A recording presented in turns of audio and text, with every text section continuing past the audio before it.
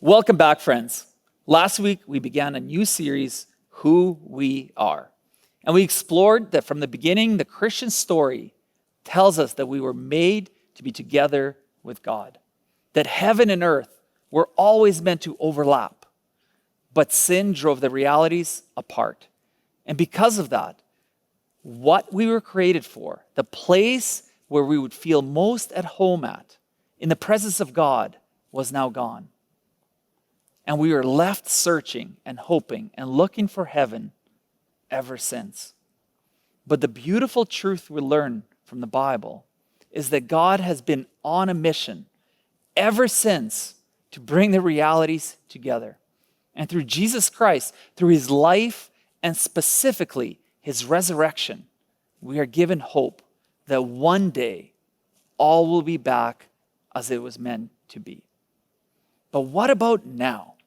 What does it mean for us today? What is our part in this reconciliation process? And what do we do with our longings for heaven? Today, friends, I hope to answer some of these questions. So last week, we learned that the first thing that God reveals to us is that he is a great creator. We read the following. Then God said, "Let us make mankind in our image, in our likeness, so that they may rule over the fish in the sea and the birds in the sky, over the livestock and all the wild animals, and over all the creatures that move along the ground." Note what the author is pointing to in this important verse. He's significantly showing us that we are made in the image of God. This is such a revolutionary claim. It's such a huge claim to make based on all the other creation stories of that time, of all the other nations that surrounded Jewish people. This was a crazy claim. And if last week we learned that we were made for a place with God, today I want us to see from this passage the fact that we were made for a role with God. Now you may ask, role? How do we get to role from the image of God?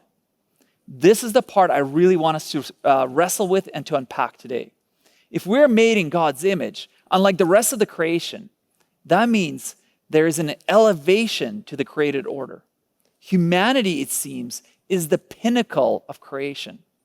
We are the only created beings to be given this honor. So what does it mean to be made in the image of God? Now, in the Bible, we are given a definition that suggests that being made in the image of God calls us to rule over the earth, which means to cultivate it, harnessing its raw potential and moving creation forward. This title, the image of God, within itself holds a role for us. Now, the whole idea of the image of God is a fascinating claim. You see, if you lived in the biblical times, you were probably used to people claiming to be the image of God. The term itself is not foreign to the original writers and readers of the text. Most everyone in those times lived under the rule of a king.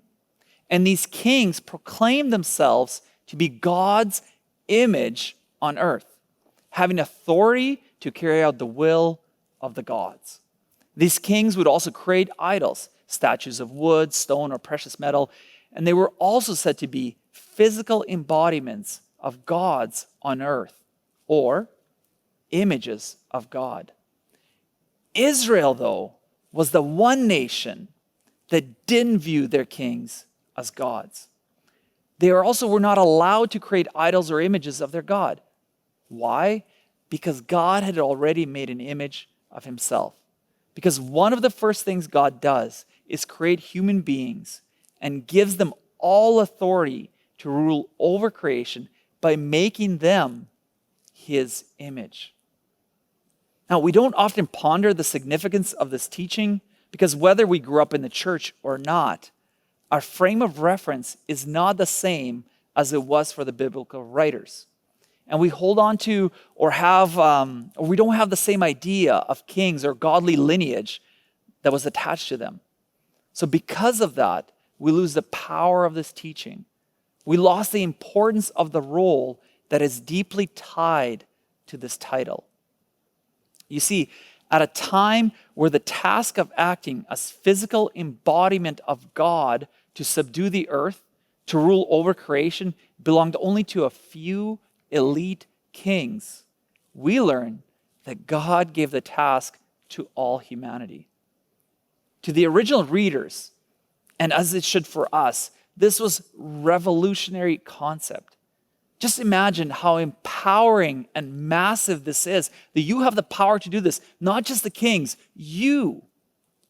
That all our work, all our dreams, all our hopes, desires, no matter how mundane or exciting, is in this way the task, the role that God gave us to act in his image in the day-to-day activities that humanity has been doing for thousands of years. And we do this, at least we do this according to the Bible, by cultivating the potential of creation and moving it forward. Unfortunately, just as often we do good and are good at ruling and stewarding the earth, we as people can be terrible, can't we? At times, we use our roles to spread suffering and brokenness and destruction. Now, to make sense of this, would you check out this Bible Project video with me to help us understand this point better? So if you lived in ancient Bible times, odds are you lived under the authority of a king. And many of these kings claimed that they were gods, and they would even call themselves the image of God. Meaning they had authority to tell people what to do, order things to be made. Yeah, they got to define good and evil. And these kings would often make statues of themselves, which in Hebrew were called tselem, often translated as idol or image. But for Israel, they didn't view their kings as the God. In fact, they were never supposed to even make images of God. It's exactly right, and that was really unique for that time and culture. This is rooted, first of all, in Israel's belief that you can't reduce the Creator God down to any one thing in creation. But there's another reason. People aren't to make images of God because God has already made images of himself. When did he do that? Well, let's go to page 1 of the Bible. And the first person we meet there is God. He's the one with authority over all creation. He speaks and creation obeys, and he defines what is good and not good. In other words, he alone is king. But then surprisingly, as the pinnacle of all of God's creative work, he makes humans, and he calls all of them the image of God. So he gives all humans the authority to rule. Exactly, that's what he goes on to say. He tells the humans to subdue the earth and to rule it. And so this task that once belonged only to elite kings is here in the Bible the task of every human being. This was a revolutionary statement in its day because all humans are being called to rule and to participate in the human project. So what does this mean? I mean, how are we all supposed to rule? So the picture we get in Genesis is gardening. Gardening? Yes. Gardening. So they rule the earth by cultivating it, by harnessing all of the earth's raw potential and then making something more and new out of it. So growing food for each other. Yes, but that also includes growing families then, which become neighborhoods, and then they create communities where people are going to work and take care of each other and build businesses and cities that will expand to new places and so on. So ruling is really the day-to-day acts of our work and creativity. Yes, we take the world somewhere. This is humanity's divine and sacred task. Yeah, and this all sounds really nice. And humans have designed some pretty great things. But just as often we create things that cause a lot of suffering and a lot of injustice. So maybe we shouldn't actually be ruling. Yeah, so the Bible addresses this. In Genesis, what happens is that God gives humans a choice about how they're going to rule. So are they going to use their authority for the benefit of others, which is God's definition of good, or are they going to turn away and define good and evil for themselves and use their authority for self-advantage? And in the story, they choose to define good and evil on their own terms. And so this is the Bible's depiction of the human condition. So sometimes we pull off amazingly good stuff, but just as often, despite our best intentions, we act selfishly and we create evil in the world. And so we're stuck as mediocre rulers making a mess of things. But that's not the end of the story. So the Bible goes on and it makes this claim that all of this was resolved when God bound himself to humanity through Jesus. And he showed us what it looks like to truly rule as a human. So what does it look like? Well, Jesus ruled by serving and by seeking the best for others, by putting himself underneath them and loving not just his friends, but also his enemies. And that's not a typical way to rule. And not only that, Jesus confronted the consequences of all of the evil and the death that we have created by our messed up ways of ruling. And he takes it. He lets it kill him. And so when the New Testament writers looked back to Jesus' resurrection, they see a whole new future opening up for all humanity. Jesus is a new way to be human. Yeah, that's why they called Jesus the image of God, or the new human. And not only that, they also believe that Jesus' divine life and power is now available to heal and to transform us to become our life and power. And this sounds really nice, but what does it really look like? So practically, the Apostle Paul said it looks like people being filled by Jesus' own presence and spirit, filled with love and joy and peace and patience and kindness and goodness and integrity and gentleness and self-control. He says this is the new humanity that God wants to create in us so that we become people in whom God's image is being restored, people who will move the human project forward. And that's actually how the story of the Bible ends. It's a renewed world where God is on his throne and his servants are all around him, but they're the ones ruling over this new world, taking it into new, uncharted territory with Jesus as their healer and their guide.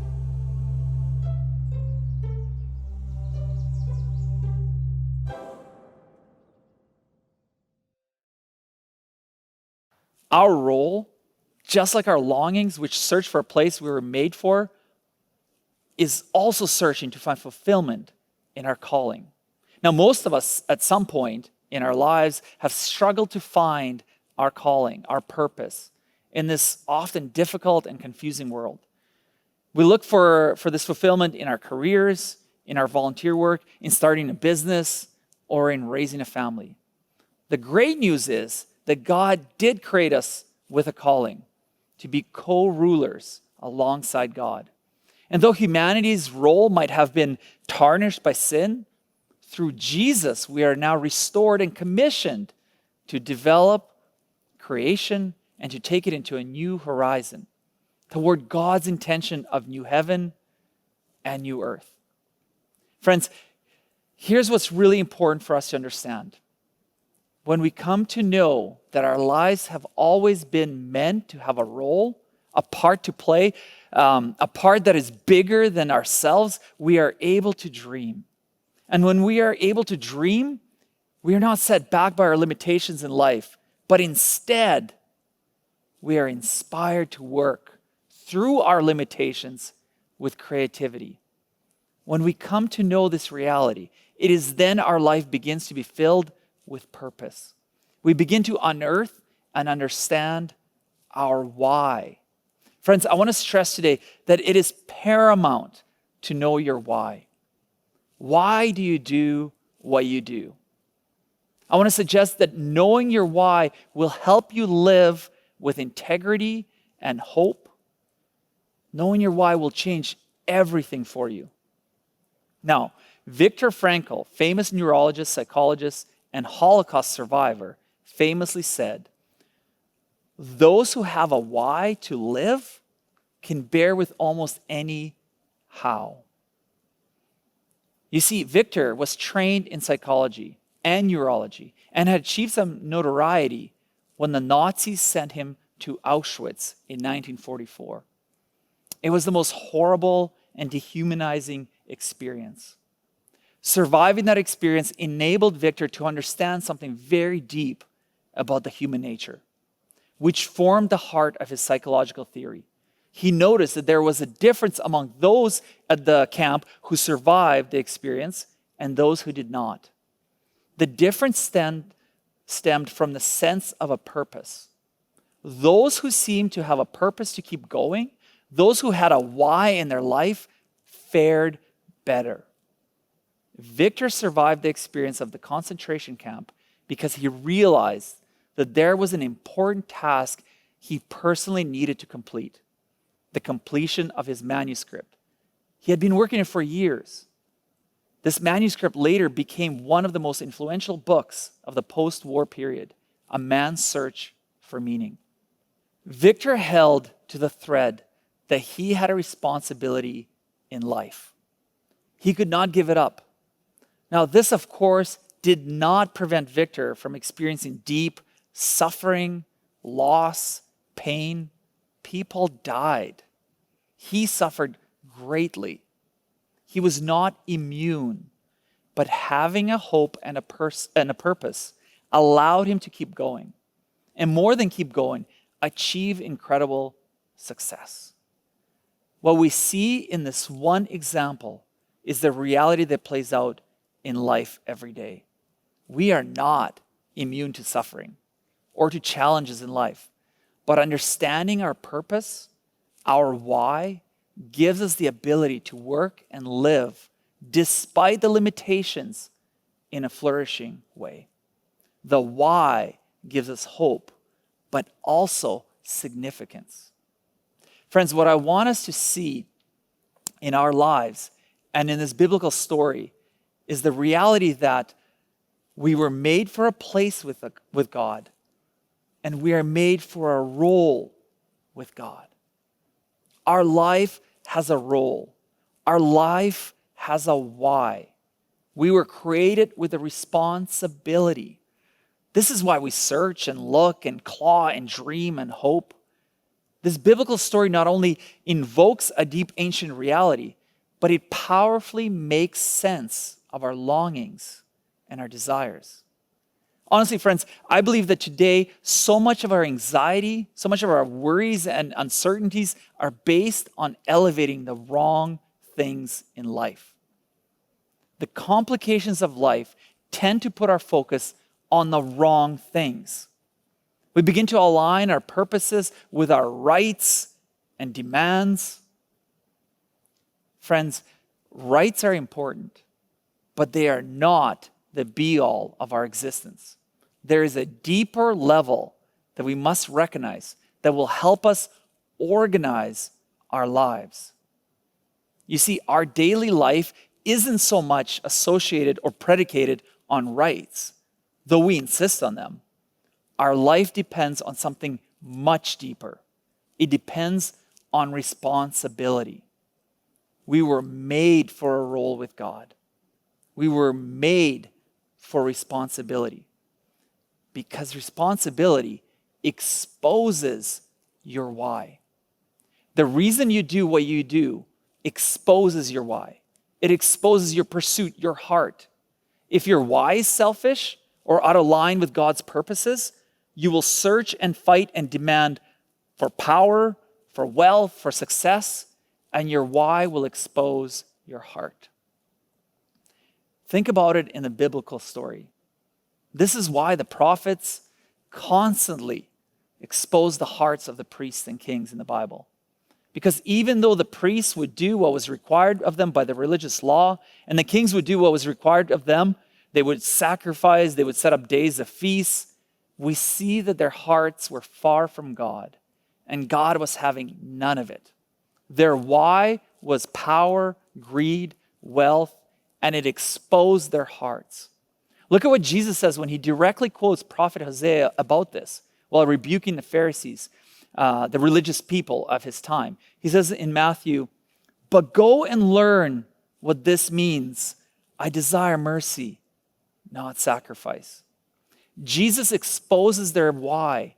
God wasn't looking for robots to do work or religious duty. He was inviting people back to their original purpose of partnership, partners, co-creators with God, moving the creation forward for human flourishing, not for the purposes of selfish gain and greed and power. What we learn in the human condition from the biblical story is that you and I, we were made for a place with God, and significantly, we were made for a role with God. When we recognize this powerful truth, we find a hope, we find a reason, we find a revolutionary reality that reveals to us that responsibility is what gives your life meaning. Friends, and we get this wrong so many times. Because when we talk about responsibility, we often focus on what? On duty. But that's not exactly what responsibility is. Yes, it has an aspect of duty, but that's not precise enough. You need responsibility in your life because your responsibility gives your life meaning. You need meaning in your life because your life is difficult. It's bounded. In the broken space we live in, it's limited. It doesn't always overlap with God's space, as we learned last week. Responsibility gives you meaning because it exposes what you live for. It exposes your why. It exposes your part in the world to bring about the kingdom of God on earth as it is in heaven. We play a part in reconciling the two realms back together. It was always meant to be this way, for God and humans to work together to reconcile and to bring the overlap back. And friends, some of us need to reflect. You know what? I would say all of us need to reflect on what is our why in life and what is giving us meaning. The biblical story exposes our hearts, exposes our desires, exposes our need for responsibility, exposes our need for responsibility aligned with God. When we determine to work apart from God, we create chaos, injustice, pain, destruction. When we find our why in God, we begin to co-create and partner in a world that seeks justice, peace, equality, giving people the rights we so desperately want and need. But this only happens when we take responsibility for our God-given role as co-creators, as image bearers of God. We were never meant to be passive observers. So whether you're a church person or not, whether you're just checking us out or trying to figure out what's next for you or what life's all about, I want to remind us today that the church, that is people who follow Jesus, they have always had a mission. The church was always called to do justice, mercy, grace, in humility. These can no longer be passive statements. We must take the responsibility to live out, to offer, to fight for mercy, justice, and grace. We must be agents of change in this world. Friends, can I ask a pointed question? This responsibility that we have from the beginning, this role that we have been trusted with, if it's a mandate both from the beginning and through Jesus' commands, how are we doing at that? Last week's Bible Project video said that whenever Jesus went, or wherever Jesus went, he created pockets of heaven on earth. Pockets of God's space overlapped with our space. Today, we are seeing that our role is similar. We are called into create these pockets of heaven. So my question is, are we creating pockets of heaven wherever we go? Am I creating pockets of heaven in my interactions? Are you creating pockets of heaven in your interactions? Online, in person, behind people's backs? Are you creating pockets of grace and mercy? We were always meant to be partners with God, moving creation forward. And when we do, we will find our meaning and purpose.